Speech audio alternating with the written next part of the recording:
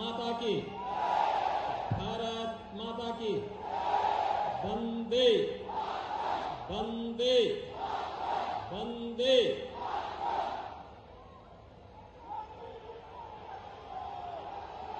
भारत के यशस्वी प्रधानमंत्री श्री नरेंद्र मोदी जी के नेतृत्व में 9 वर्ष की इस यशस्वी यात्रा के उपलब्धियों को लेकर के आयोजित गौतम बुद्ध नगर लोकसभा सीट के इस जनसभा में मंच पर उपस्थित क्षेत्रीय अध्यक्ष श्री सत्येंद्र सिसोदिया जी,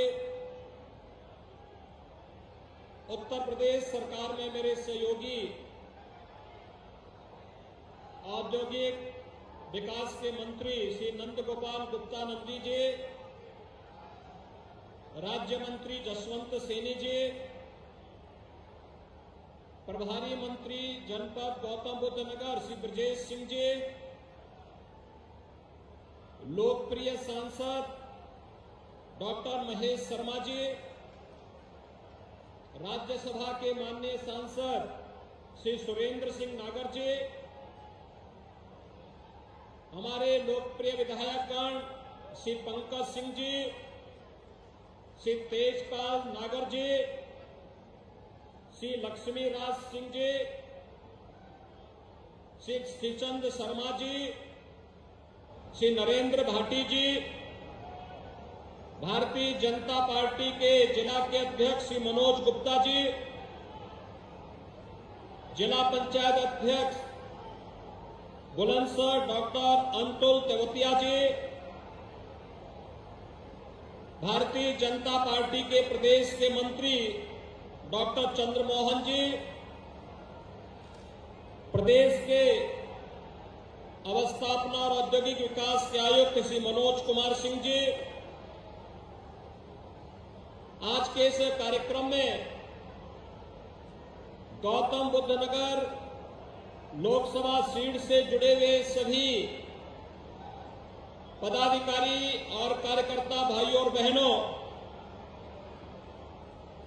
9 वर्ष की उपलब्धियों के अवसर पर जनपद गौतम बुद्ध नगर वासियों को 1700 करोड़ रुपए से अधिक की योजनाओं का उपहार प्राप्त हो रहा है।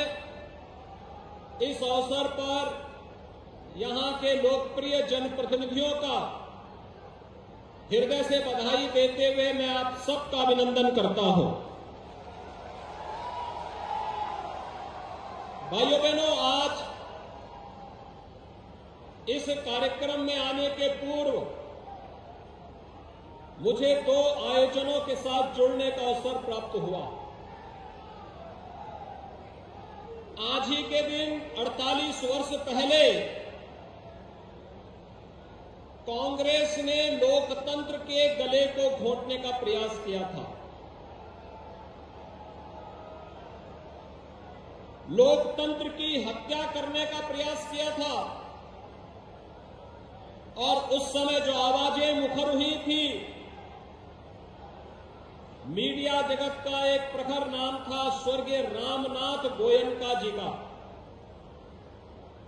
इंडियन एक्सप्रेस ग्रुप के संस्थापक के नाम से आज एक मार्ग का लोकार्पण करने का भी अवसर मुझे प्राप्त हुआ। उन लोकतंत्र सेनानियों की स्मृतियों को, जिनके कारण इतनी बड़ी संख्या में हम सब उपस्थित होकर के भारत के लोकतंत्र पर गौरव की अनुभूति करते हैं, उन सभी लोकतंत्र सेनानियों की स्मृतियों को नमन करने का एक अवसर यहां पे इस नामकरण के माध्यम से मुझे प्राप्त हुआ। मैं इस अवसर पर उन ज्ञात अज्ञात सभी लोकतंत्र सेनानियों को स्मरण करते हुए उन्हें नमन करता हूं। और भाइयों बहनों,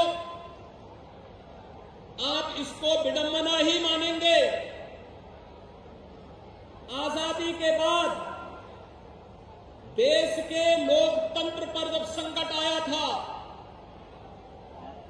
लोकनायक जयप्रकाश नारायण जी के नेतृत्व में उस समय के उन तमाम महान लोकतंत्र सेनानियों ने, उसमें स्वर्गीय अटल बिहारी वाजपेयी जी थे,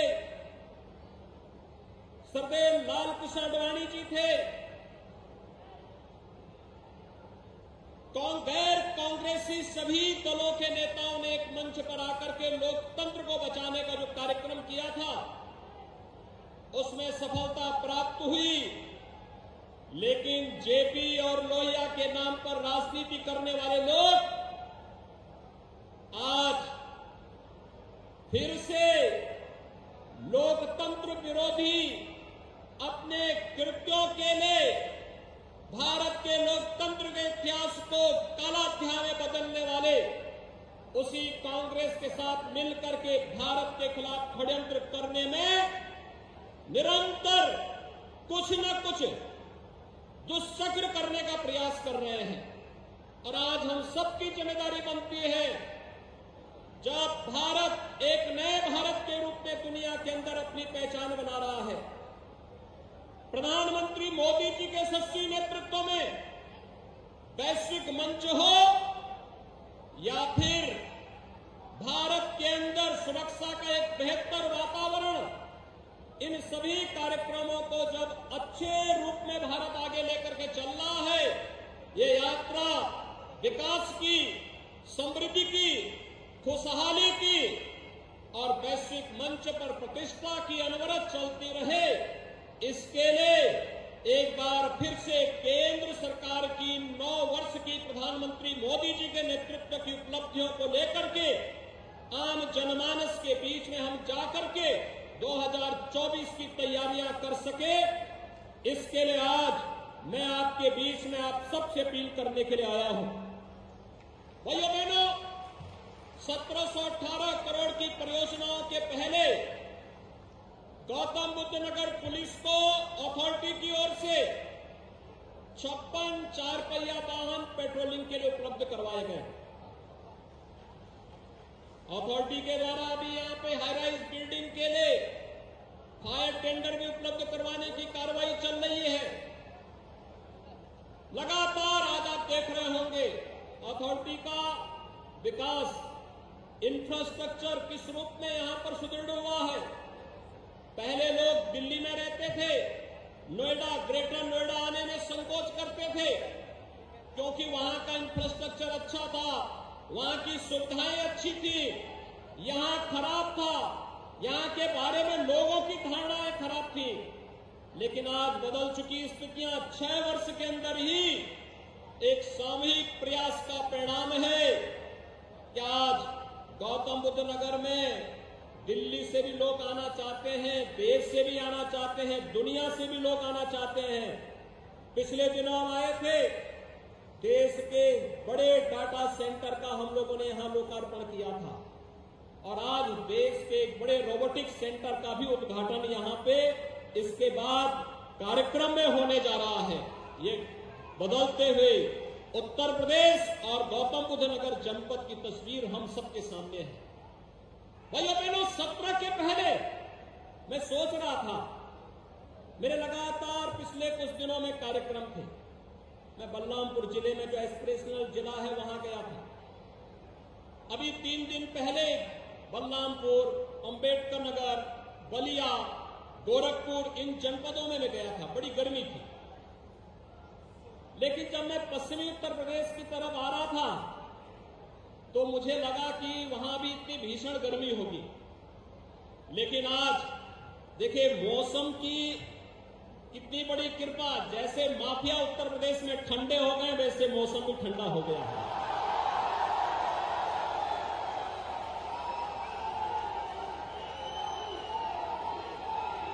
मुझे सुबह बताया गया, मैं रात्रि को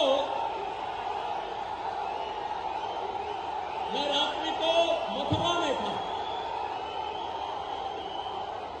और भाइयों बहनों देर रात्रि तक मथुरा के अंदर वहां पर चल रही विकास के कार्यक्रमों को मुझे अवलोकन करने का अवसर प्राप्त हुआ और मुझे लगा देखिए कितनी बड़ी संभावना उत्तर प्रदेश के लोगों के पास, काशी भी हमारे पास, अयोध्या भी हमारे पास और मथुरा वृंदावन भी हमारे पास। मथुरा वृंदावन जैसे काशी प्रधानमंत्री मोदी जी के नेतृत्व में एक नई आभा के साथ दिव्य और भव्य काशी के रूप में आज जगमगाहट के साथ वैश्विक मंच पर एक नई प्रतिष्ठा प्राप्त कर रही है। ऐसे ही अयोध्या एक नई अयोध्या के रूप में जगमगा रही है और मुझे लगता है हर भारतवासी दुनिया के अंदर जहां कहीं भी सनातन हिंदू धर्मावलंबी होगा, भारत का शुभचिंतक होगा, वह जनवरी 2024 का इंतजार कर रहा है जब रामलला अपने स्वयं के भव्य मंदिर में विराजमान होंगे। अयोध्या में वह दिन भी नजदीक आने वाला है। और मैं कल मथुरा वृंदावन की जगमगाहट को, वहां पे चल रहे कार्यक्रमों को भी देख रहा था। देर रात्रि तक मुझे अनेक स्थानों में जाने का अवसर प्राप्त हुआ, लेकिन आज प्रातः जब मैंने मालूम किया कि क्या स्थिति है गौतम बुद्ध नगर की, तो मुझे बताया गया बारिश हो रही है। कैसे कार्यक्रम होंगे?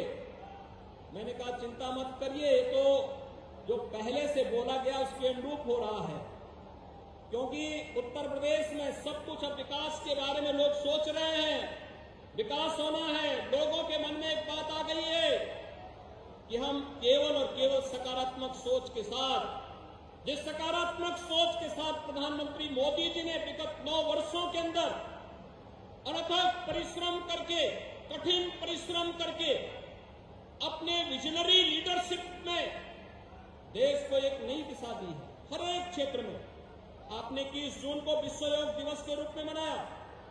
दुनिया के 180 देशों ने योग दिवस के साथ जुड़ करके भारत की ऋषि परंपरा के प्रति कृतज्ञता ज्ञापित की। हर भारतवासी गौरवान्वित है।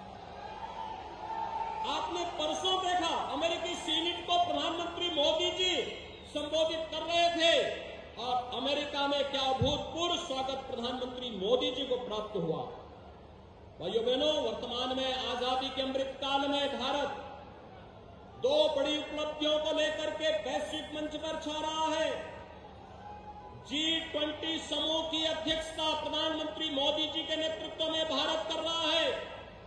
G20 दुनिया के 20 बड़े देश जिनके पास कुल दुनिया की आबादी की 65% से अधिक आबादी निवास कर रही है, दुनिया के 80% संसाधनों पर जिनका अधिकार है, 85% जीडीपी पर जिनका अधिकार है और 90% पेटेंट पर जिनका अधिकार है, उन देशों की अध्यक्षता भारत वर्तमान में कर रहा है।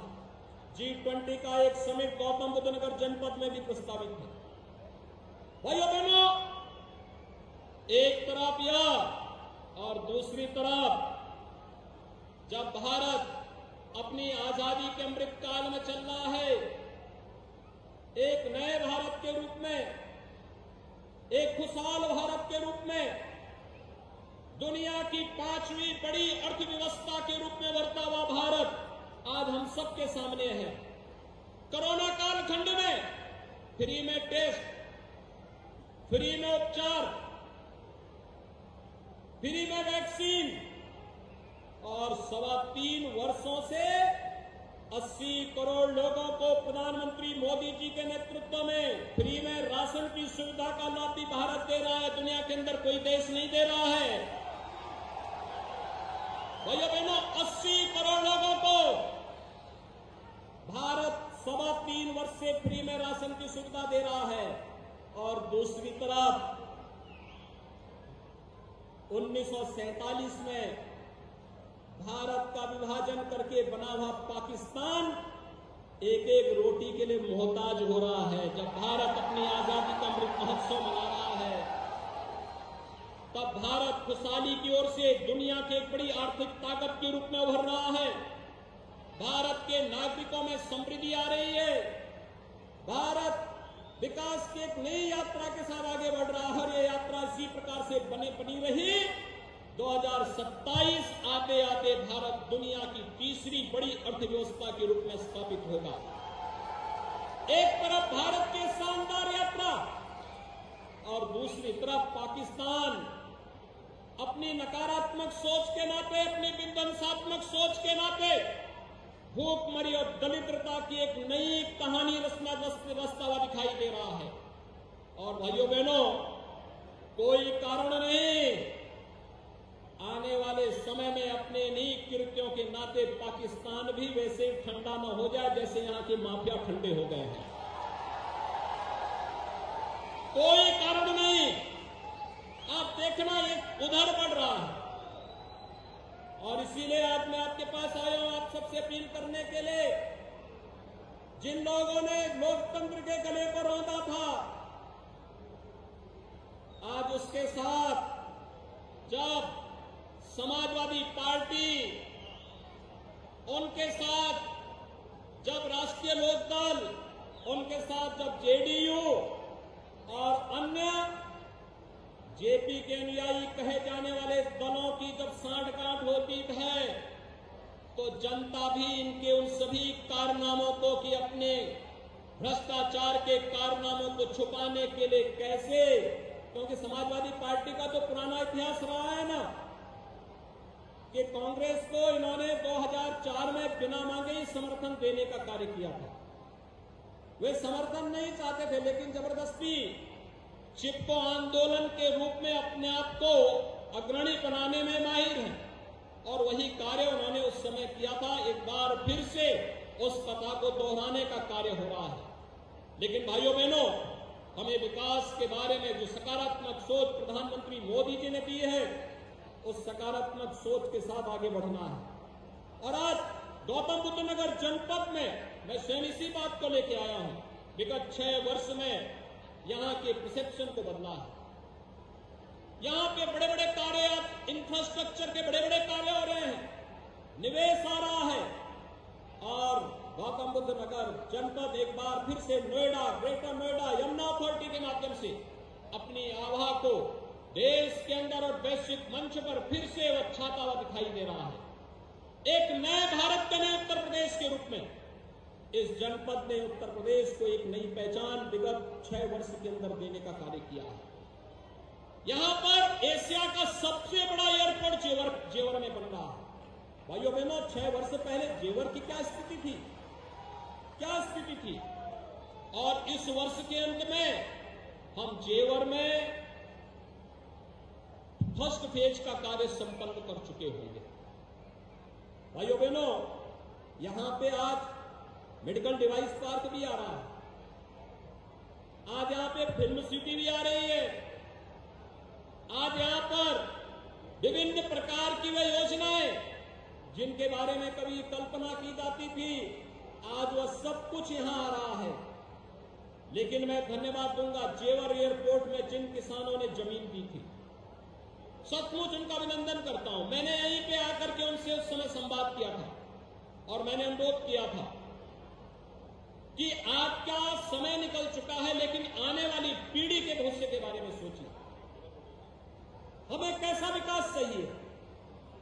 जो लोग इस पूरे जनपद को, यहां के विकास को बैरियर बन करके माफियाओं के साथ मिल करके यहां के विकास को रुद्ध करते थे, हमें उनको आगे बढ़ने के लिए अवसर देना है या यहां का विकास करके आने वाली पीढ़ी के भविष्य को उज्जवल करना है। और यहां के आने वाले सभी सम्मानित किसानों ने, अन्नदाता किसानों ने कहा था नहीं हमें विकास चाहिए, आने वाली पीढ़ी का भविष्य उज्जवल चाहिए। तो मैंने उनसे अनुरोध किया कि सचमुच आप विकास के पक्षधर हैं तो एक काम करना कि जेवर एयरपोर्ट के लिए बनने वाला जो एयरपोर्ट है उसके लिए जो जमीन है, उस जमीन की रजिस्ट्री के कागज 1 महीने के अंदर आप यहां के माननीय जनप्रतिनिधियों के साथ मिलकर के लखनऊ में मुख्यमंत्री आवास में आकर के मुझे दे देंगे तो मैं मान लूंगा कि आप लोग सचमुच एयरपोर्ट बनाने के पक्षधर हैं। और उन्होंने किया था और मैं आज इसीलिए आया हूं। आज हम यहां पे आए हैं, आज यहां पे 1718 करोड़ रुपए की जिन परियोजनाओं का लोकार्पण और शिलान्यास हुआ है, सॉलिड वेस्ट मैनेजमेंट से भी है, सड़क से भी है, देने से भी है, यहां की अन्य अवस्थापना सुविधाओं के साथ साथ बुनियादी सुविधाओं से जुड़ी हुई योजनाएं भी हैं, लेकिन साथ साथ इस जनपद के समग्र विकास के लिए अथॉरिटी के द्वारा किए जाने वाले प्रयासों की वह एक झलक भी प्रस्तुत करता है। भाइयों बहनों, मैं यही आश्वासन देने के लिए भी आया हूं, किसानों की समस्या का समाधान हमारी शीर्ष प्राथमिकता है और सकारात्मक योगदान, संवाद से इस समस्या का समाधान होगा। संवाद के माध्यम से बड़ी समस्या का समाधान हो सकता है। आखिर हम लोकतांत्रिक समाज में रहते हैं, इसके लिए नकारात्मक ताकतों को बीच में नहीं आने देना है। जो लोग विकास के विरोधी हैं, आपके कंधे पे बंदूक रख करके केवल अव्यवस्था पैदा करना चाहते हैं, विकास को बाधित करना चाहते हैं और आने वाली पीढ़ी के भविष्य के साथ खिलवाड़ करना चाहते हैं, उन लोगों को सफल नहीं होने देना है। हम संवाद के माध्यम से अपनी समस्या का समाधान करें और साथ ही साथ हम लोग यहाँ पे बायर और बिल्डर से जुड़ी हुई समस्या का समाधान करने के लिए भी एक सकारात्मक दिशा में आगे बढ़ने वाले हैं। इस समस्या का भी समाधान होगा, क्योंकि यहाँ के विकास के लिए यह आवश्यक है और इन सभी समस्याओं का सकारात्मक रूप से समाधान के किसी निष्कर्ष पर हम पहुंच सके, इसके लिए जनता जनार्दन का योगदान, जनप्रतिनिधियों की सक्रियता और साथ साथ सभी प्रकार के प्रशासनिक अथॉरिटी, शासन से जुड़े हुए अधिकारियों का बेहतर संवाद इस पूरी प्रक्रिया को आगे बढ़ाएगा। और मैं विश्वास के साथ कह सकता हूं, यह आज नए भारत के नए उत्तर प्रदेश में संभव है, यह हमने करके दिखाया है और इसके परिणाम भी बहुत शीघ्र आप सबके सामने आएंगे। आज के इस अवसर पर भाइयों बहनों, 9 वर्ष की प्रधानमंत्री मोदी जी के नेतृत्व की उपलब्धियां बेमिसाल हैं। खुशहाल भारत की एक नई नींव रखने वाले हैं और समृद्ध और खुशहाल भारत की इस नई नींव के लिए हम सबको भी मिल करके प्रधानमंत्री मोदी जी के नेतृत्व में इस नए भारत के निर्माण के लिए, समृद्ध भारत के निर्माण में अपना योगदान देना होगा। आज के इस अवसर पर एक बार फिर से मैं आप सबको हृदय से इन सभी योजनाओं की बधाई देते हुए, सभी माननीय जनप्रतिनिधियों को बधाई देते हुए गौतम बुद्ध नगर वासियों का अभिनंदन करता हूं। धन्यवाद। जय हिंद। कोटि से धन्यवाद।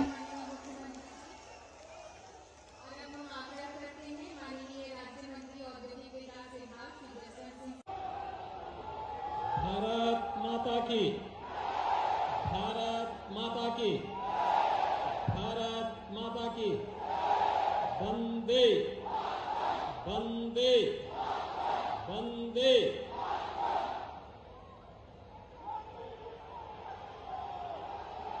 भारत के यशस्वी प्रधानमंत्री श्री नरेंद्र मोदी जी के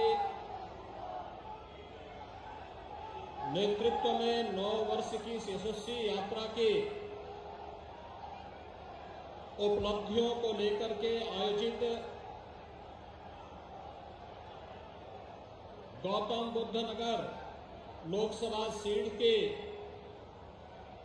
इस जनसभा में मंच पर उपस्थित क्षेत्रीय अध्यक्ष श्री सत्येंद्र सिसोदिया जी,